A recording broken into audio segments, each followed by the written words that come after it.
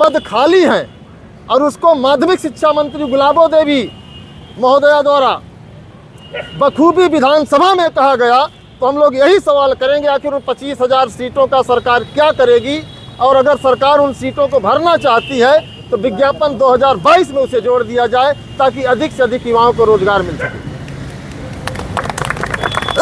तदर्थ शिक्षकों को लेकर के लगातार आप देख रहे होंगे, अभी 10 तारीख को जो है सुल्तानपुर जिला विद्यालय निरीक्षक ने एक नोटिस जारी किया कि जितने भी तदर्थ शिक्षक है उनको जो है पवेलियन वापस कर दिया जाए, उनकी सेवा समाप्त करके इनके पदों पर नियमित भर्ती हो।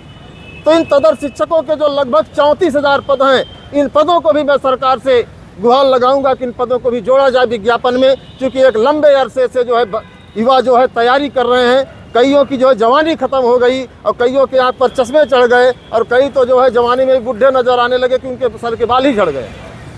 तो सरकार जो इस विषम परिस्थिति में युवाओं का जो है धैर्य न तोड़े, अन्यथा की स्थिति में 2018 जैसे आंदोलन के लिए मजबूर होगा युवा और इलाहाबाद की गलियां जो है पूरा गुलजार हो जाएंगी।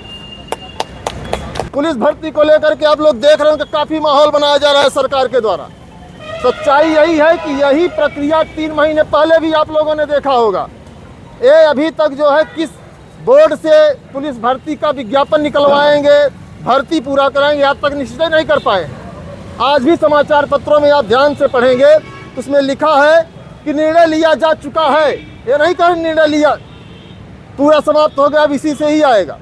तो ये जो है कि एक ऐसे माहौल क्रिएट कर रहे हैं कि ताकि छात्र यह समझे कि सरकार बढ़िया कर रही है। बढ़िया यही कर रही है कि 5 किलो राशन और 1.5 GB डाटा हर युवा के पास उपलब्ध है। अब इन सब चीज़ों से युवा समझ गया है कि सरकार सिर्फ और सिर्फ युवाओं को गुमराह कर रही है। अब ऐसे हालात में रोजगार प्रदेश में जो सरकारी विभाग में पद खाली हैं 6 लाख, उनको भरे जाने के लिए हम लोग लड़ाई लड़ेंगे। 1,39,000 पद प्राथमिक में जो है समाप्त कर दिए गए। 1,26,000 पदों का जो है विज्ञापन सरकार का खाली है, लेकिन बाद में छात्र शिक्षक अनुपात बराबर हो गया। सरकार खुद कहती है खाली है। विधानसभा में कहा गया कि 1,26,000 ये कर रही है कि बड़े बड़े कारपोरेट घरानों को मुनाफा देने के लिए सरकार की नीति है और सब प्राइवेटाइजेशन के हाथ चला जाएगा। अभी आपने देखा होगा GIC विद्यालय में कंप्यूटर में प्राइवेट शिक्षक भरे गए आउटसोर्सिंग से। तो इसी तरीके से जब आउटसोर्सिंग की प्रथा शुरू हो जाएगी तो हम आप लड़ नहीं पाएंगे। विद्युत विभाग में पूरा प्राइवेटाइजेशन हो गया, रेलवे विभाग में प्राइवेटाइजेशन हो गया। तो हम लोगों का है कि जो भी भर्तियाँ हों, नियमित भर्तियाँ हों। अभी आपने देखा होगा कि माध्यमिक में धारा 18, धारा 21 का दूर दूर तक जिक्र नहीं है। सेवा सुरक्षा की कोई बात नहीं, प्रबंधक की जब चाहेंगे कान मुड़ेड़ कर बाहर कर देंगे।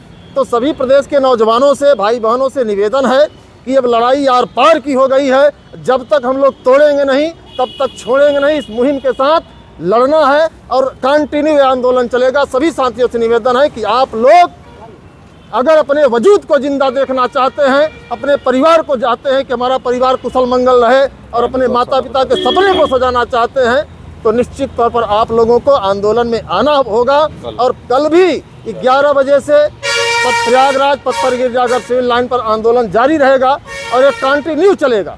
जो भी हमारे सोशल मीडिया के साथी है सभी से मैं कहूँगा कि इस आवाज़ को पूरे उत्तर प्रदेश के नौजवानों तक शेयर किया जाए ताकि हर नौजवान इस आंदोलन का हिस्सा बन सके।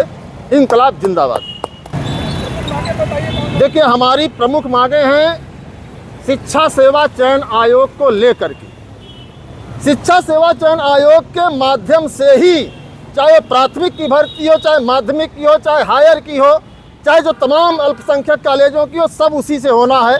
तो सबसे बड़ी लड़ाई हमारी है कि शिक्षा सेवा चयन आयोग का गठन यथाशीघ्र हो।